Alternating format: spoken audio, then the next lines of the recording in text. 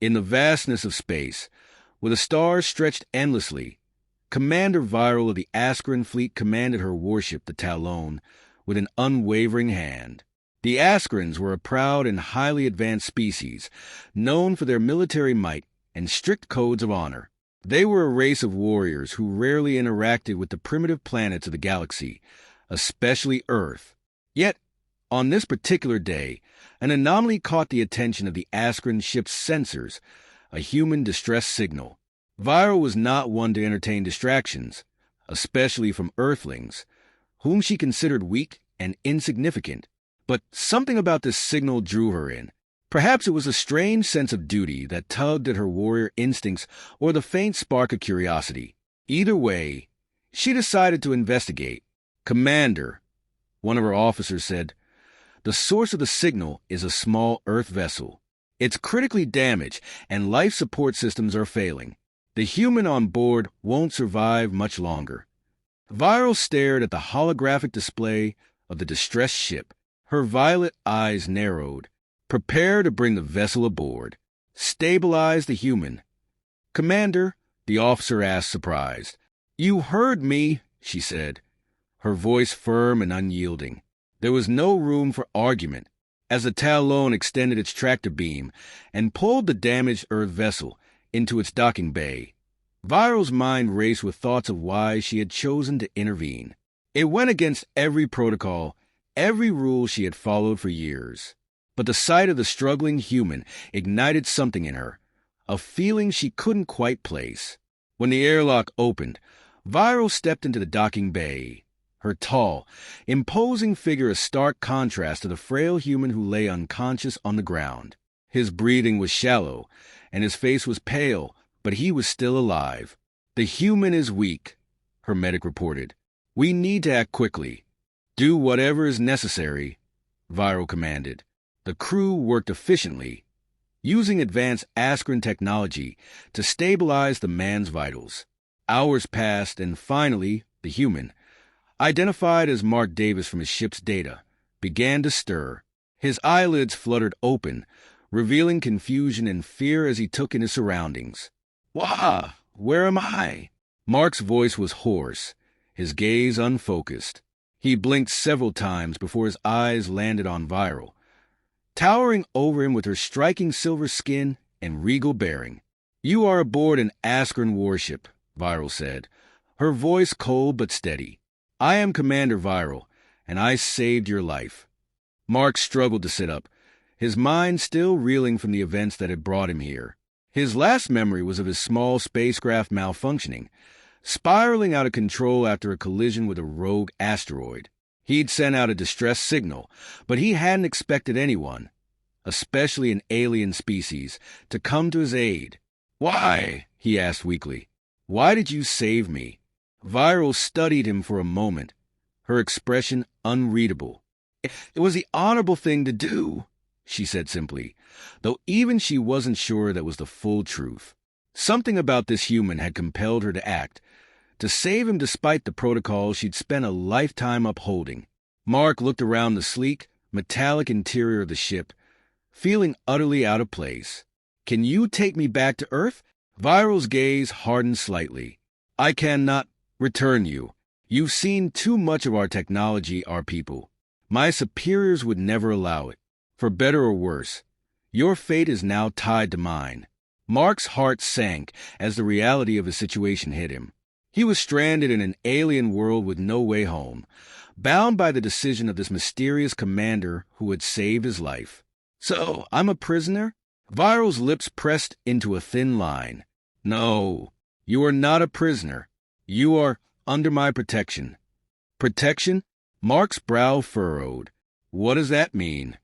The commander took a step closer, her towering presence both intimidating and strangely comforting. "By Askran law, the moment I chose to save your life, I became responsible for you. No one else is allowed to interfere with that bond. You are, for all intents and purposes, mine to protect, mine to keep safe." Mark's head swam with questions. He didn't know whether to be relieved or terrified. "So, I can't ever leave?" Viraal shook her head. "You will remain aboard the Talon. The universe is vast and dangerous, and without me, you would not survive. My people would see you as a threat, an outsider. I cannot allow that." Her words hit him like a punch to the gut. The idea of never seeing Earth again, of never returning to his life, was overwhelming.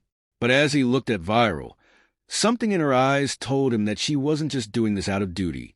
There was something more, a connection she felt but hadn't yet acknowledged. The days that followed were a blur for Mark. He was given quarters aboard the Talon and slowly began to adapt to life on the ship. The crew was efficient and respectful, though they eyed him with a mixture of curiosity and wariness. He was, after all, the only human aboard, and his presence was a rarity in the strict Askren military world. Viraal visited him often, more than a commander should visit someone under her protection. At first, their conversations were brief and formal, but as time passed, Mark began to see cracks in her stoic facade. She wasn't just a hardened warrior.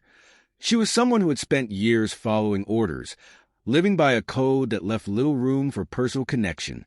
Saving him had changed something in her, even if she wouldn't admit it. One evening, as they stood together in front of the large viewport overlooking the stars, Mark found himself speaking more openly than he had before. "I never imagined I'd end up here," he said quietly. "Out in space, on an alien ship.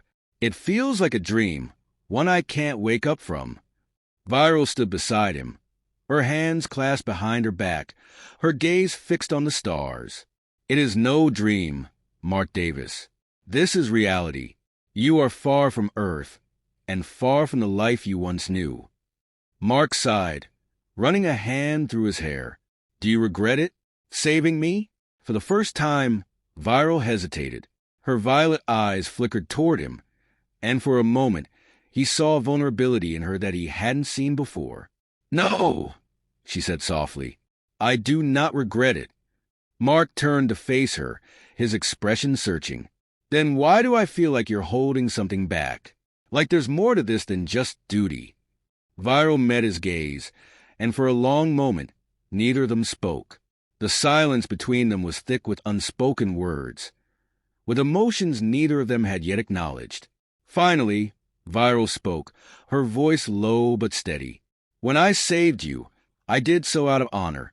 But it is not just honor that binds you to me now. It is something deeper, something I cannot fully explain. Our fates are linked, Mark Davis, whether we wished it or not." Mark felt a strange warmth spread through him, an understanding that he hadn't fully grasped until now. "So, I'm not just under your protection. I'm part of your life now." Viraal nodded, her eyes never leaving his. "Yes, you are." As the weight of her words settled between them, Mark felt something shift. He was no longer just an Earthling stranded in an alien world. He was something more, someone bound to Viraal, not just by circumstance, but by a deeper connection that neither of them had anticipated. Over the weeks that followed, that bond only grew stronger. Viraal was no longer just his protector. She became his ally, his companion, and eventually, something more. They were two beings from different worlds, brought together by fate, and in the vastness of space, they found solace in one another. Though Mark would never return to Earth, he found something unexpected aboard the Talon.